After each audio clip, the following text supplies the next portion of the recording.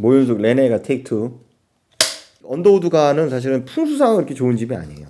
연세대학교가 이렇게 이 서쪽에 말하자면 우베코의 산의 등성이에 있거든요. 사랑에 골몰한 강박증 환자다. 이건 연애 독학서다. 전시에 대구로 피난 내려가서 사람들이 해적판을 볼 정도로 이 순수한 어떤 연애 감정이 지금 사라지고 있다. 그런 순수한 사랑이 존재하지 않으면 이 친일이라는 프레임은요, 좌파 이 글로벌리스트 애들이 그 역사 왜곡이다 한마디로. 윤동주도 히라누마 도주예요. 윤동주도 창씨 개명을 했어요.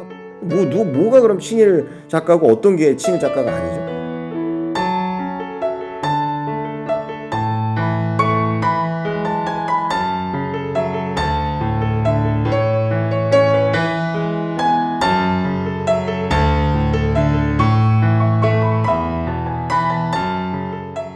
모윤숙 시인의 그 레네 애가라는 책입니다. 1936년도에 처음 잡지에 연재되기 시작해서 책으로 단행본으로 나온 게 1937년도가 1월 서방에서 나오고 양문 서관에서도 그 이후에 나오고, 모윤숙 씨 관련돼서는 요 모윤숙 시선집, 요거는 5만 원짜리 책이고요. 이거 4만 5천 원 되겠죠. 서정시작에서 나온 요거 팔고 있고, 여기 지금 레네가 두 권을 팔기 시작했는데, 정확히 뭐 시라고 할 수도 있고 편지체도 들어가 있고 일기체도 들어가 있고 그런 식으로 해서 이렇게 나온 책인데, 한 나이 50 내지 60 그 밑에 젊으신 분들은 아마 잘 모르는 책이실 수도 있어요. 여성분들은 좀 아실 수도 있는데, 그 1930년대 이미 폭발적인 인기를 누렸거든요. 선풍적인 인기를. 심지어는 그 6.25 당시 때에 뭐 대구에서 50년대인가요? 해적판이 나돌 정도로, 전시에 대구로 피난 내려가서 사람들이 해적판을 볼 정도로 이 폭풍적인 어떤 그 인기를 끌었던 서적이고, 이 모윤숙 시인은 거의 우리나라의 여성 문인을 대표하는 시인이다. 대표하는 문인이다. 뭐 1909년 함경남도 원산에서 태어나셨다 그래요. 학교는 뭐 이화여전 문과를 졸업했고 31년도에 북간도 용정의 명신학교에서 교사 생활을 하셨고, 이후에 이제 광복 이후에는 또 이승만을 도와서 정치 참여도 하시고, 1948년에 유엔 총회에도 참석하시고, 6.25 터지고 이후에도 이제 잠깐 쉬셨다가 그 이후에도 또 문학 활동을 계속 하시고 이러던 시인이신데, 어떤 하나의 분류를 따지자면은 좀 낭만주의적인 어떤 그런 시고 민족주의적인 어떤 시를 쓰셨고, 이분에 대해서 가장 이렇게 정확하게 평가를 하신 분이 그 이화여전 은사 변용로 선생님이 이분에 대해서 뭐라고 평가를 했냐면, 애상적이고 지나치게 서정적인 데다가 말이 부퍼서 부정확한 표현과 용어가 많다. 이렇게 표현을 했어요. 근데 이게 사실 정확한 표현 같아요. 이 은사님이 이 자기 제자에 대한 평가가, 이 말이 부푸다는 게 사실은 거칠다는 거거든요. 예. 이분이 이 책이 어떤 버전에서는 그 30년대 이걸 뭐 시라고 했다가 어디서 뭐 오락가락해요. 근데 그 니체가 훌륭한 산문은 시와의 투쟁 속에서 탄생한다. 그러니까 이게 시 같기도 하고 시가 산문 같기도 하고, 시가 될까 시가 되려고 그러고 산문이 되려고 그러고 그 사이에서의 명문들이 탄생을 하거든요. 사실 근데 이 책은 그러한 어떤 그 사실은 시와 산문과의, 물론 그 편지체나 혹은 일기체의 성격을 띠고는 있지만, 그러나 시와 산문과의 투쟁의 산물이다, 형식적으로 보면. 그래서 그런 점에서는 사실은 이분의 시가 어떤 것인가를 가장 잘 묘사한 게 그런 변영로 선생님의 그 묘사가 좀 맞지 않나. 하여튼 너무너무 중요하다. 근데 이분을 이제 정치적으로 공격을 많이 해요. 뭐 정치적으로 뭐 친일이네 이런 개소리들을 하는데, 이건 완전히 개소리고요. 사실은 이분이 너무 위대하기 때문에 좌파 진영에서는 공격을 하거든요. 심지어는 이 모윤숙 시인에 대한 그 좌파 진영의 공격은 책에 나온 게 37년인데요. 이 책에 대해서 가장 처음 신문에서 비평을 나름대로 이런 평론을 한 사람이 카프 계열의 안함광이라는 인간이에요. 이 간첩이거든요. 간첩 새끼거든요. 이 안함광이라는 이 간첩은 월북했는데 카프 계열의 이 작가죠. 근데 이 인간이 뭐라고 하냐? 새로운 레알리즘, 그 소시오 레알리즘이죠. 소시오 레알리즘, 그 빨갱이들이 하는 장르인데, 그 새로운 그 소셜 레얼리즘이 등장했는데도 불구하고 이런 렌의 이 애가 같은 이런 작품을 써서 모윤숙 같은 인간이 이미지와 언어의 억양에 의한 사상의 배열일 것을 완강히 거부하고 오로지 이미지와 언어에 의한 신비의 탐색과 그 잡유로의 도취가 있을 따름이다라고 이 책이 나오고 1년도 안 돼서 이 혹평을 하거든요. 이 책에 대해서. 그러니까 이게 왜 그랬냐면 이 책이 나오고 이제 이 폭발적인 인기를 끌은 거예요. 30년대. 이미 이분은 30년대 그 페미니스트 치자면 30년대에 이미 그 1세대 페미니스트로서 문단을 점령을 했어요, 사실. 인기로는. 뭐 국군은 죽어서 말한다 이런 시도 쓰시고 하셨는데 굉장히 좀 애국적인 시, 민족적인 시, 어떤 구국의 어떤 시들을 많이 쓰셔서 좌파들, 글로벌리스트들의 어떤 그 지탄과 이 원망을 한 몸에 받았던 어떤 시인이라는 점에서 그 하여튼 정치적인 어떤 그 의미가 있고요. 제가 저희 서점에서 팔게 되었고요. 그래서 어떤 책이 너무 많이 팔리면 한 시대에 또 그 다음 시대에는 이게 인기가 죽거든요.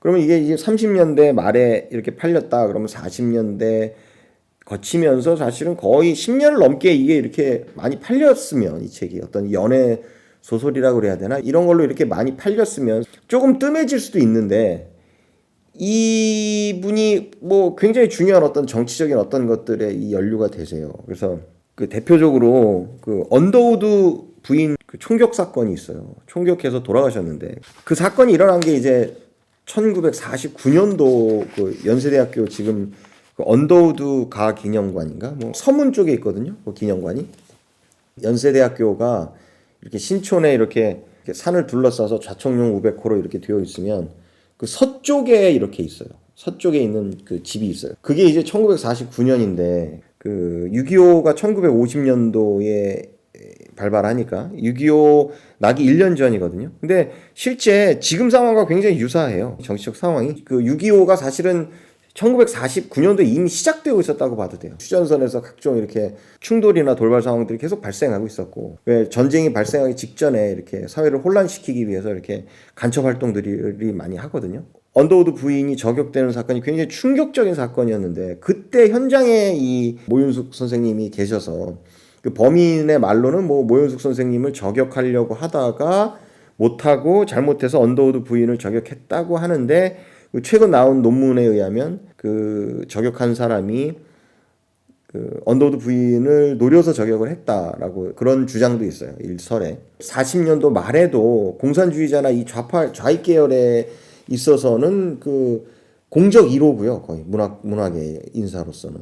지금도 공적 1호입니다. 계속. 뭐 모윤숙이라면 한번 인터넷 찾아보세요. 모윤숙에 관해서 뭐 유튜브나 이런 영상 보면 이를 갈아요. 이를 갈어. 이 빨갱이들이. 이 빨갱이들이 이를 가는 이유가 그만큼 중요하신 분이다. 그런데 이걸 가지고 무슨 뭐 권력 지향적인 시인이었네. 뭐 무슨 뭐 국가주의 어쩌거나 이런 개소리를 하는데 거기에 뭐 열렬히 활동을 했다기보다는 오히려 모윤숙을 그 사람들이 이용을 했어요. 오히려 이 정치 세력이 모윤숙을 쫓아갔지 모윤숙이 정치 권력을 탐한 건 아니다. 일선에서는 그게 이제 이승만 그 대통령이 그 언더우드 부인 저격 사건인데 그 사건을 좀 축소하기 위해서 이렇게 그런 식으로 언론 보도를 냈다. 모윤숙 씨를 처음에 저격하려고 하다 실패하고 언더우드 부인을 살해한 거다. 이렇게 이제 발표를 했다는 그런 논란도 있는데 아무튼 그런 어떤 중요한 거에 또 연루되고 해서 뭐 50년대 전쟁통에도 이 레네 에가라는 이 시가 난리가 났고 이 시집이 그때도 계속 사람들에게 사랑을 받았고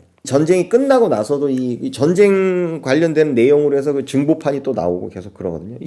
지금 이 책 서정시학에서 그러니까 2011년에 나온 이 책은 2011년 12월 26일 날 발행된 이 벌써 나온 지 지금 8년 됐는데 이게 지금 초판 1쇄예요. 아직 지금 빨리 사세요.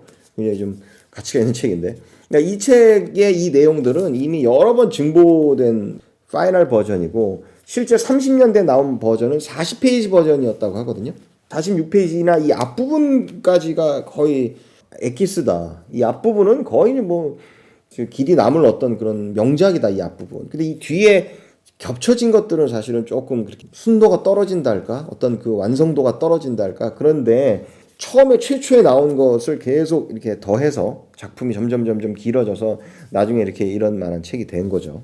하여튼 이분에 대한 어떤 그 정치적인 그런 어떤 음해와 그 왜곡과 이건 뭐 끝나지 않습니다. 지금도 계속되고 있습니다. 이 좌파들은 뭐 친일 작가네 그런 개소리를 하는데, 친일 작가라는 그런 그 프레임 자체도 그때 당시 어용이죠. 노무현 정부 당시에 어용 단체인 무슨 진상 규명 단체인 이런 어용 단체를 만들어서 이제 친일 반민족 행위 무슨 프레임을 씌우는데, 얘네들 이 친일 이 우파의 작가들을 공격하는 이 카프 계열의 이런 인간들이랑 이 좌파 계열의 애들이 맨날 하는 얘기가 뭐냐면, 뭐 프랑스는 뭐 나치 점령하에서 뭐 그 프랑스의 어떤 나치에 그 협력했던 사람들에 대해서 뭐 철저히 잘 이렇게 역사적으로 응징을 했기 때문에 뭐 이것이 뭐 선진국이고 그래서 오늘날 뭐 어쩌다 이런 개소리들을 씨부리는데, 이 말도 안 되는 게, 독일은 프랑스 점령 기간이 2년이거든요. 2년. 그러니까 프랑스는 독일이랑 싸우다가 파리가 함락돼서 프랑스가 독일에 점령된 기간이 2년이에요. 2년. 아니 당연히 그건 부역자들이고 나쁜 사람들이죠. 아니 독일이랑 싸우다가 점령당했다고 그 점령 기간 동안에 독일에 동조한다? 그런 사람들은 부역자들이죠. 당연히. 그건 제거돼야 되고 엄벌을 필요로 하죠. 근데 우리 조선 같은 경우에는 어떤 황당한 일이 벌어졌냐? 조선은 병인양요가 1866년, 신미양요가 1871년, 강화도 조약이 1876년, 강화도 조약 때 이미 거의 망가졌다고 봐야죠. 나라가 없었어요. 이미 강화도 조약 때. 나라 같은 나라가. 게다가 갑신정변이 1884년. 이거 뭐 갑신정변 때가 사실은 나라가 거의 붕괴된 상태죠. 지금 북한이랑 비슷한 상태인데 나라가 껍데기만 있고 실제로 존재하지 않는 상태. 한일합방이 1910년. 1910년에 한일합방이 되었을 때는 이미 나라는 없어진 상태예요. 그러니까 1910년에 나라가 한일합방이 됐을 때 뭐 전쟁에 의한 것도 아니고 뭐에 의한 것도 아니고 그냥 넘겨줬거든요. 그러면 그 이전에 한일합방 이전에 조선의 상태는 청나라 속국 상태인데, 청나라 속국 상태에서 있다가 나라 같지도 않은 거지 같은 나라를 가지고 있다가 그 다 망해가는 나라를 가지고 있다 1910년에 한일 합방되고, 이분이 태어난 게 1909년인데 이분이 태어나고 한 살 되던 애 한일 합방이 돼서 이분은 일본식 교육을 받으신 분인데, 게다가 1945년도 해방이 돼요. 그러면 이 기간 동안 30년이 넘게 실질적으로 사실은 그 일본의 통치를 받았고, 게다가 그 이전부터도 이미 1866년, 1871년 이 상태에도 이미 정부가 콩가루 상태에서 행정부가 정부 자체가 거의 존재하지 않는 그 무정부 상태의 어떤 그런 상태에서 노인 상태가 이 19세기 말 20세기 초반의 상태인데, 이런 상태에서 일본 통치로 들어가서 한일합방되고 30년 가까이 지낸 상태의 문인들한테 뭘 기대합니까? 도대체 전쟁 같이 하다가 프랑스처럼 독일이랑 2년 독일에 함락된 상태의 그 레지스탕스 마인드를 이미 거의 60년 가까이 지금 일본에 의해서 그 좌지우지되던 나라에 있는 문인들한테 뭘 기대합니까? 친일이라는 프레임은요. 이 친일이라는 프레임은 좌파 그 글로벌리스트 애들이 그 민족주의 세력을 말살시키기 위한 가짜 프레임이다. 이거는 그 역사 왜곡이다, 한마디로. 이 말도 안 되는 게, 일제 시대에 살았는데 그분이 어떻게 일제 시대에 살았으면 뭐 친일일 수밖에 없지 않나요? 일본을 반대하는 시를 발표할 수도 없고 공식적으로. 이런 이 어용 단체들, 무슨 진상규명 단체나 이런 단체들이 친일 작가를 거르는 기준도 다 뭐 지네 맘대로예요. 고무줄이에요. 뭐 창씨 개명을 했네 안 했네. 아니 히라누마 도주 윤동주는 창씨 개명을 했거든요. 그분은 친일 작가 아닙니까? 그럼 창씨 개명 했는데 왜 윤동주는 심지어 지금 중국 애들은 윤동주를 자기네 나라 무슨 시인이라고 하고 있어요. 이 동북공정의 일환으로 윤동주를 띄워주면서 나중에 아마 이제 우리나라를 먹어 삼키면 중국 애들이, 그럼 이제 그때는 이제 아마 그걸 이제 하나의 조선족의 일부로 이제 얘기를 할 거거든요. 윤동주를. 윤동주도 히라누마 도주예요. 윤동주도 창씨 개명을 했어요. 뭐가 그럼 친일 작가고 어떤 게 친일 작가가 아니죠? 이 친일이라는 프레임은 이건 지금 버려야 된다. 이 프레임 자체를. 이 왜 그런 프레임을 버려야 하냐? 뭐 이런 거랑 비슷해요. 뭐냐? 예를 들어서 뭐 아버지가 무슨 뭐 연쇄살인범 도박하고 연쇄살인범에서 깜빵에서 죽었다고 칩시다. 어떤 가족이. 어머니는 어디 뭐 집을 나가서 마약 환자의 몸 팔고 집을 나가서 어머니는 사라졌어. 아버지는 깜빵에서 연쇄살인범으로 깜빵 가서 옥사했어. 그런 자식들이 남겨져서 예를 들어서 뭐 형이랑 같이 자라고 있는데 걔네들 보고 부모님들에 대한 뭐 존경심이 부족하다고 탓하는 거랑 비슷한 그 상황이거든요. 사실은. 그러니까 우리나라는 이 모윤숙 시인이 왜 민족주의적인 거에 침잠할 수밖에 없었냐면 바로 이분이 민족주의적인 그 컨셉에 침잠했다는 사실 자체가 바로 사실은 이분이 친일이 아니라는 거를 보여줘요. 왜냐면 일본은 사실은 민족이 아니기 때문에. 일본은 우리 동족이라고 하는 사람은 없거든요. 그러니까 뭐 어쩔 수 없이 나중에 무슨 뭐를 했다 뭐 이런 거는 있을 수 있지만 그러나 이 민족이라는 개념이 사실은 이게 친일의 개념이 아니거든요. 일본의 개념이 아니에요. 민족의 개념이. 그리고 이 좌파 쪽은 사실은 민족의 개념이 없습니다. 빨갱이는 민족이 없어요. 빨갱이는 글로벌리스트들이고 빨갱이들은 사실은 소련이 뭐 정치적인 조국이지 레닌이 뭐 조국이고 뭐 어쩌고 하지 사실은 자기 조상이지 말하자면 민족이 없습니다. 그러니까 아주 편리할 때만 민족을 들먹거리죠. 좌파 쪽들은. 뭐 그런 긴 얘기들은 하여튼 그렇고 이분에 대한 어떤 친일의 프레임은 부당한 프레임이고 나중에 이제 역사가 더 흐르면 다시 재평가받을 그런 어떤 사안이다. 그 얘기는 지금 당장 하기에는 너무 짧다. 그런 의미에서 본다면 하여튼 이 모윤숙 시인은 아직 그렇게 인기가 있었음에도 불구하고 당대에 아직 제대로 평가받지 못하고 아직 지금 도착이 안 됐다 우리 사회에.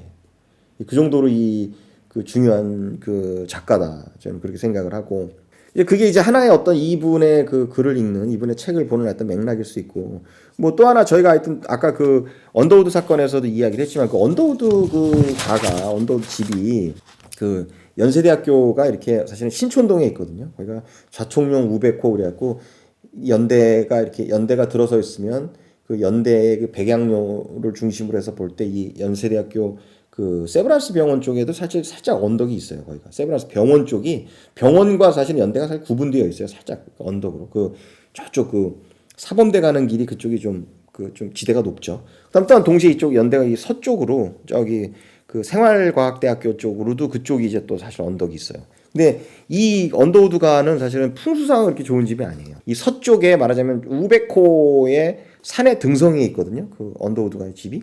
그래서 좀 그렇게 집이 이렇게 그 풍수지리학상 그렇게 훌륭한 위치는 아니다. 왜냐면 그 중요한 어떤 그런 이렇게 풍수상의 어떤 거기에 이 바깥쪽에 있기 때문에. 그래서 서북사면에 있기 때문에 말하자면.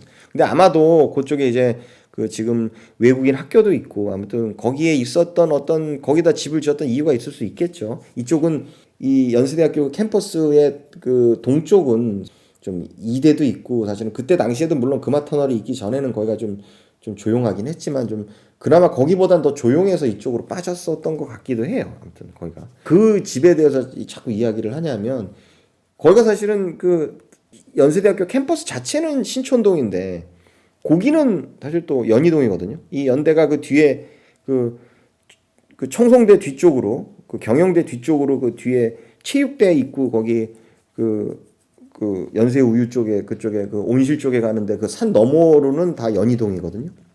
그러니까 사실은 그 집이 그 연희동에 위치한 집인데 그 언더우드가가 이 언더우드가에서 그 일이 발생하고 나서 다음에 6.25 전쟁이 터지죠. 근데 올해가 아니라 이번에도 2016년도에 거기 불이 났어요. 2016년도에 12월인가? 그러고는 12월인가? 11월인가? 2016년도 말에 거기 불이 났어요, 거기가. 근데 그러고 나서 그 다음해에 2017년도 초에 그 박근혜 대통령의 탄핵이 있었죠. 그러니까 그 언더우드 가가 사실은 굉장히 좀 어떤 중요하고 상징적인 어떤 그런 계시들을 한다 우리 사회에 있어서 우리 우리 그 근현대사에 있어서 그 집이 갖는 어떤 집이 뭔가를 이야기해 준다. 그런 게 하여튼 묘한 어떤 그런 것들이 있고 그래서 제가 그 얘기를 하고 해드리는 것이고 그 마지막으로 이제 정치적으로 이 책에 대한 또 본격적인 이야기를 하기 전에 또 정치적으로 또 하나 또 말씀드리면 모윤숙 씨는 이제 저희 이 바람서적에서 바라보기에는 중요하고 우파하고 훌륭하신 문인이시긴 하지만 글로벌리스트였을 가능성을 사실 배제할 수는 없어요. 왜냐하면 유엔에도 참가를 하셨고 또 미국에서 체류를 하셨고 그 당시에 어떤 인도의 어떤 명사들과의 그 관계나 이런 것들을 봤을 때 그것이 사실은 모윤숙 선생님에 대한 모윤숙 작가에 대해서 좀 더 인덱스하게 좀 주의 깊게 바라봐야 될 부분은 사실 그런 부분인데 근데 그것도 사실은 이분이 기독교적인 것에 충실했다는 점에서 보면 글로벌리스트에 대해서 면제를 받죠. 이 기독교라는 거는 우리 사회에서도 지금도 그렇고 미국도 그렇고 한국도 그렇고 이 기독교는 가장 강력한 글로벌리스트들에 대한 어떤 그 반대 세력이에요, 사실은. 그래서 미국도 그렇고 한국도 그렇고 이 기독교 세력이 굉장히 중요한데 이번에도 지금 뭐 목사가 뭐 문재인 무슨 하야라고 그래갖고 또 문제가 되고 있죠. 이 사실 기독교가 굉장한 정통 보수 세력이에요. 우리 사회에서도 굉장히 중요한 세력이고 그것들과 사실은 관련이 있기 때문에 모윤숙 선생님은 그 사실은 글로벌리스트는 아니다. 국제적인 활동을 많이 하셨지만 그런 부분에 대해서 또 말씀을 하고 좀 갔으면 좋겠고 우리 사회가 굉장히 혼돈스럽고 마치 그 6.25 직전의 어떤 그 한반도 상황과 지금 유사한 상황이 지금 벌어지고 있거든요. 좀 복잡하긴 한데 더욱 미국과 지금 중공이 경제 전쟁을 벌이고 있는데 그 트레이드 워라고 그래갖고 근데 실질적으로 사실은 이미 전쟁이 시작된 거죠. 수단이 바뀌었을 뿐이지 지금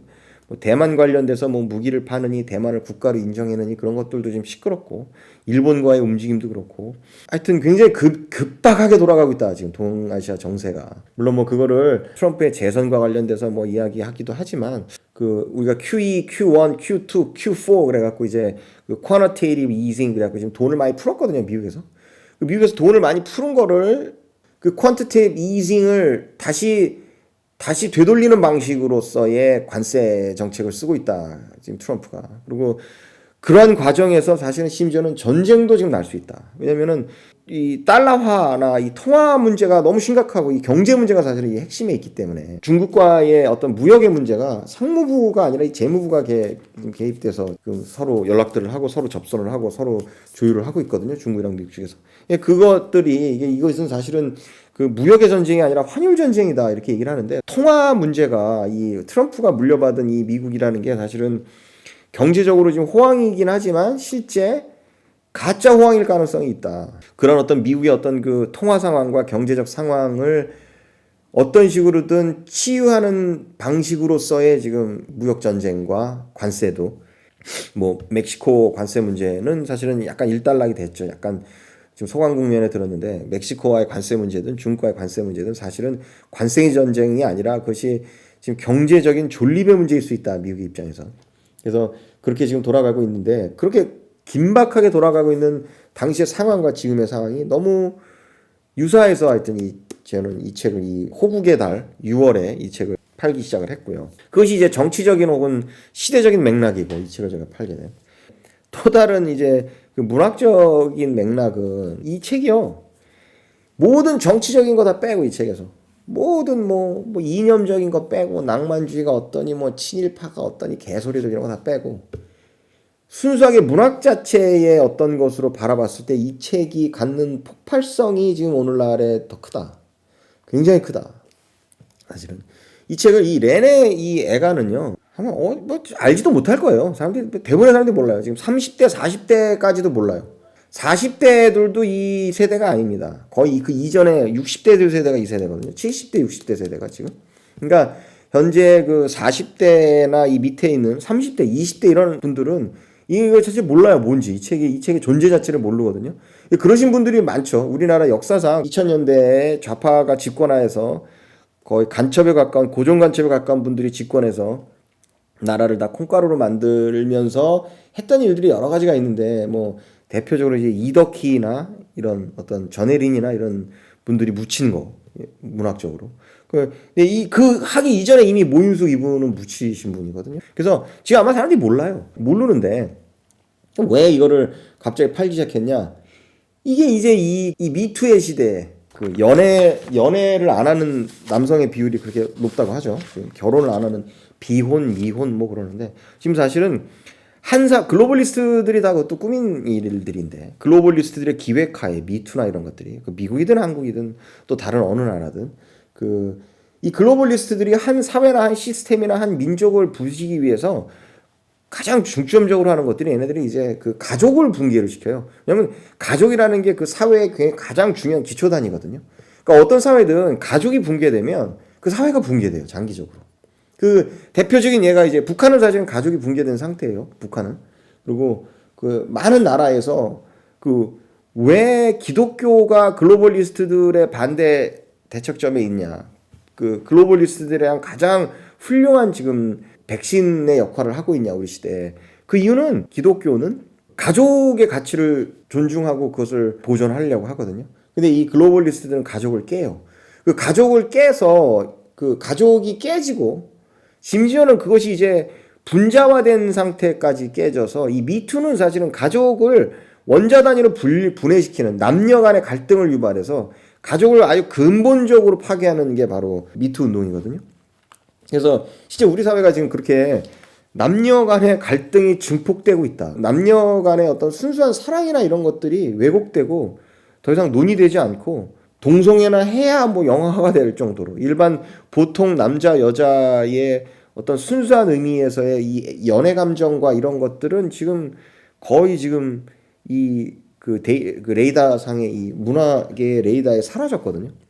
이런 시기에 굉장히 중요한 어떤 책일 수 있다, 이 책이. 그래서 저희가 이 책을 선택을 하고 팔게 되었는데, 심지어는 이분에 대해서 이 비난하는 어떤 사람들이 무슨 권력지향적이라는 비난도 있지만, 뭐 사랑에 골몰한 강박증 환자다, 뭐 이런 비난도 사실은 하거든요. 근데 그 우리 사회에 이런 어떤 이 순수한 어떤 연애 감정이 지금 사라지고 있다. 그것을 파괴시키는 어떤 인간들이 누구냐? 파괴시키는 세력이 누구냐?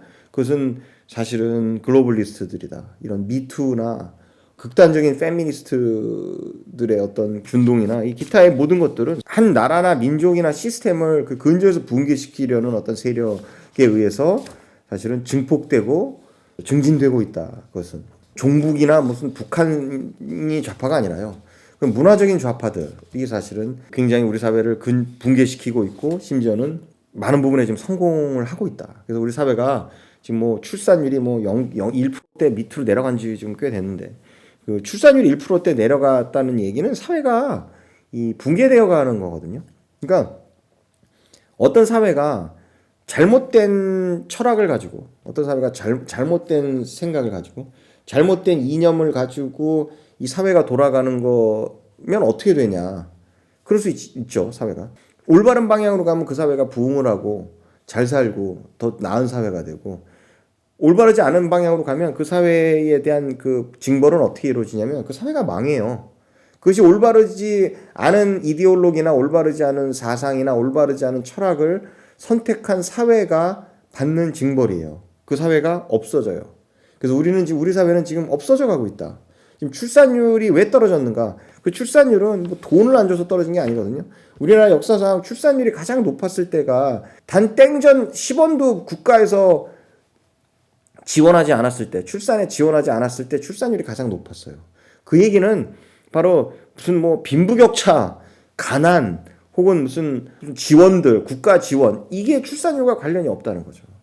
어떤 사회가 출산율이 높고 낮은 거는 그 사회가 건강하냐, 정신적으로 건강하냐, 안 건강하냐의 어떤 그런 결과물이라는 거죠. 근데 우리 사회는 그처럼 망가져가고 있다. 아주 근저에서. 제 주위에도 이렇게 연애를 안 하는 이런 맨날 선보러 가는 아는 동생들 보면은 사실은 어떤 그 남녀관이 굉장히 좀 잘못되어 있다. 이 작가 여기 나오는 이 렌의 애가에 나오는 이 40페이지 이전에 이 나오는 주인공처럼 자기 자신을 송두리째 바치는 어떤 그런 낭만적인 사랑을 모든 사람이 해야 된다라는 게 아니라 이 책을 읽어보시면 제가 무슨 말하는지 아마 아실 겁니다. 남녀 간의 그런 순수한 사랑이 존재하지 않으면 사실은 한 사회가 존재할 수 없다. 뭐 이렇게 얘기할 수 있거든요. 아, 이게 왜 가정에 대한 어떤 숭고한 어떤 정신을 담고 있냐? 여기서 유부남을 유부남을 한 처녀가 사랑하는 건데 이게 어떻게 어떤 가족적인 어떤 것이냐, 뭐 가정의 가치, 가족의 가치를 뭐 찬미하는 거냐, 그건 아니지 않느냐, 뭐 이렇게 얘기하실 수도 있는데, 여기서는 사실은 유부남을 사랑한다 처녀가 라는 개념이 이루어질 수 없는 사랑의 어떤 그러한 맥락에서 그것이 설정된 구조지, 사실은 유부남이랑 분류를 하는 게 아니거든요. 이 여기서 나오는 이 렌의 이 사랑은, 시몬에 대한 사랑은 철저히 정신적인 사랑이고, 이분은 이제 육체와 정신이 분리되어 있다라는 그런 관점에서 보면 데카르트적 이원론이다 뭐 이렇게 설명하시는 분도 있어요. 그래서 굉장히 플라토닉한 사랑을 이야기하고 정신적인 사랑을 이야기하고 있기 때문에 뭐 가정 파괴 범이다 이거는 아니고, 아무튼 그렇게 되고. 그럼 이 책의 탈기엘 오리언스는 누구냐? 저는 개인적으로 바라는 거는 이 책을 좀 젊으신 여성분들이 많이 읽어서 좀 연구를 좀 해주셨으면 좋겠어요. 이 모윤숙 이 선생님이 너무너무 위대한 작가고 굉장히 중요한 어떤 그 작가임에도 불구하고 이 논문이 많지를 않아요. 그러니까 논문이 사실은 연구가 많이 되신 분이 아닙니다, 이분이. 그러니까 좀 연구자들이 많이 이 책을 좀 사서 연구를 하게 되는 계기가 됐으면 좋겠는 것이 바람이고, 또 한 가지는 만약 연구자나 학자가 아니나 혹은 공부를 계속 하실 분이 아니시라면, 문학을 학문적으로 전공하실 분이 아닌 분이시라면, 이분은 이 책은 이 젊으신 분들, 특히 20대나 30대에 연애를 잘 하지 못하는, 뭐 요즘 연애 과외도 하고 그런다는데, 이걸 통해서 연애를 독학을 할 수 있다. 이건 연애 독학서다. 연애를 어떻게 하는 게 무슨 뭐 연애를 하는 어떤 방법론적인 어떤 것이 아니라, 연애를 어떻게 하는 게 잘하는 거냐, 혹은 뭐 더 나아가 결혼을 어떻게 잘하는 거냐라는 거는 사실은 마인드 세팅의 문제다. 상대방에 대한 어떤 마음가짐의 문제를 이 책을 보면 배울 수 있다. 연애에 관련돼서 독학이 필요하신 분들에게는 20대, 10대, 30대까지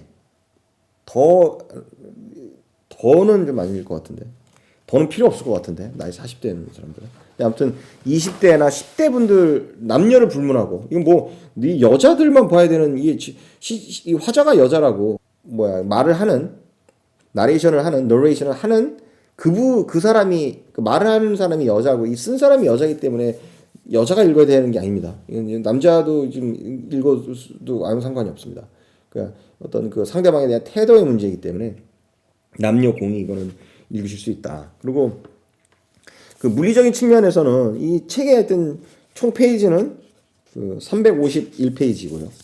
이쁩니다. 그리고 하드커버예요. 그리고 사이즈가 작게 나왔는데, 사이즈가 제가 이렇게 됐는데, 뭐 길이를 재봐드리면 15cm가 좀 넘네요. 15cm가 좀 넘고, 높이가, 그다음에 가로는 한 10.5cm 정도 되는 것 같고, 두께는 한 2cm 정도 되는 것 같거든요. 그리고 글씨체가 작아요. 그러니까 이 젊으신 분들은 보기 좋은데, 이 서정시학에서 저의 개인적인 생각은 책을 꼭 하드커버가 아니더라도 소프트 그냥 일반 페이퍼백으로 좀 글씨를 크게 해서 이 책을 하나 만드시면은 이것도 터질 수 있다. 이게 왜냐면 이 책에 사실 노인들이 이 책을 많이 찾으실 수 있거든요. 진짜 노인들이. 그래서 그런 부분에서는 좀 서정시학에서 앞으로 좀 이 책을 짧게 해설이나 뭐 이런 거 없이 내용만 딱 담아서 큰 활자본으로 한번 내면 이것도 상업적으로 좀 성공할 수 있지 않을까. 왜냐면 이 책에 대해서, 이 책을 찾는 나이 많으신 독자들이 많은데, 그분들이 보기엔 이 글씨체가 좀 작아요. 가격 대비 너무너무 훌륭한 책이고, 이 시대가 바뀌면 이게 굉장히 비싸질 가능성이 있습니다. 이 모윤숙 선생님의 이 여러 시집들과 이게 굉장히 통속적으로 보일 수도 있거든요. 근데 실제로 통속적이지 않아요. 굉장히 중요한 어떤 문학서고 책이다. 그리고 아까도 말씀드렸지만 여기 막 중간에 1부까지 있고 중간에 2부 있고 또 3부 중간에 뭐 살로메 피해 갖고 뒤에 후편까지 해서 뭐 계속 점점 이 증보판이 나오거든요. 근데 사실 그거는 저는 개인적으로 그게 마음에 안 들고, 그냥 처음에 짧았던 앞부분에 순수한 감정, 정말 너무너무 사랑의 순수한 감정을 담고 있는 그 부분이 저는 엑기스라고 생각을 하는데, 그냥 개인적으로 그게 뭐 이해하지 못할 부분은 아닌 것 같아요. 그렇게 내용이 늘어났던 부분이. 왜냐면 뭐 워낙 인기 있었기 때문에 이 출판사 입장에서의 맨날 같은 판을 찍을 수 없지 않습니까? 그러니까 이 이 팬들을 또 보게 하려면 증부판을 내면 그 증부판을 또 사거든요, 사람들이.